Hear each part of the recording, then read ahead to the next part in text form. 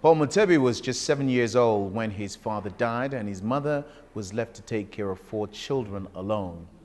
He struggled to survive one day at a time until he came here to Watoto. Paul, welcome to Turning Point. Thank you.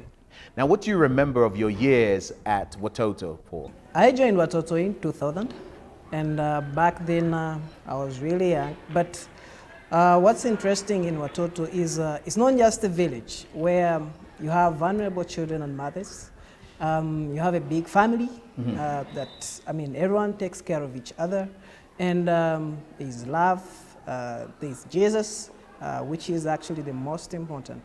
Now, of course, we know the story of most people who come to Watoto is really quite dire when they come, but discovering that the end is also quite sweet, because you are now qualified, you're a computer scientist, the World Bank. Tell us a bit about the work you do, because it's affecting the whole country.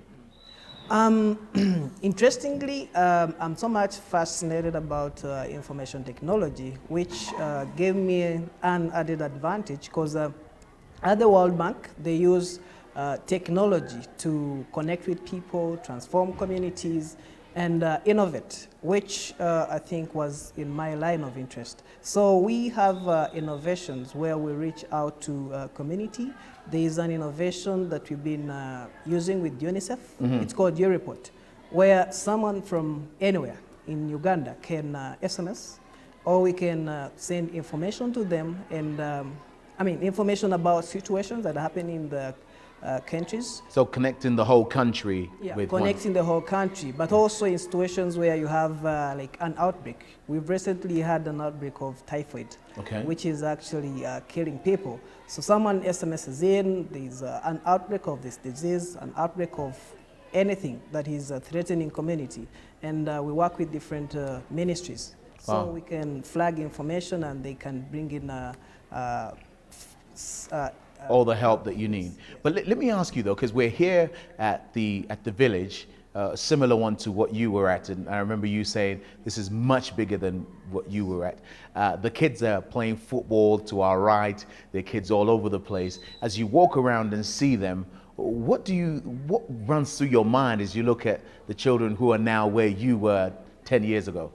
When I look at those children, I see myself 10 years back, because I was more or less the same age. So I see myself 10 years back, and I see a bright future for them, because for Watoto, for me, it's a place where any child would want to grow up from. It's a place where any mother would want to raise their children from. So I see a bright future for those children. So now, it all sounds very romantic, this, Watoto village and families. And since I've been here, I've been wondering, do people fight? Do people get in trouble? Do people get told off? Because it all seems so nice. Yeah, Watoto is like any other family. I remember I was still in school, and then we brought in a few out of our friends to Watoto. They were shocked. They thought we were actually sleeping in a big dormitory.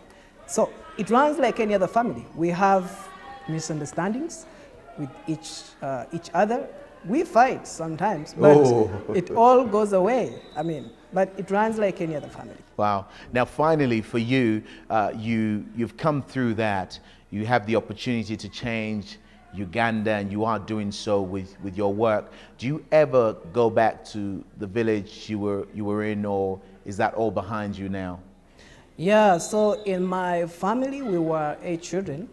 And of course, I go back to see them. Fortunately, the mother was my biological mom, so that even gives me another opportunity to go and visit them. I have an opportunity of sponsoring a child. So Watoto gives you that opportunity, that even when you're done with this system of coming through Watoto, you have an opportunity to go back and take care of the other children, which I think is good. So it's not just a stop-off for you, it's a real part of your life. Exactly. It's not just a vessel where you come, graduate, go work, and forget about it.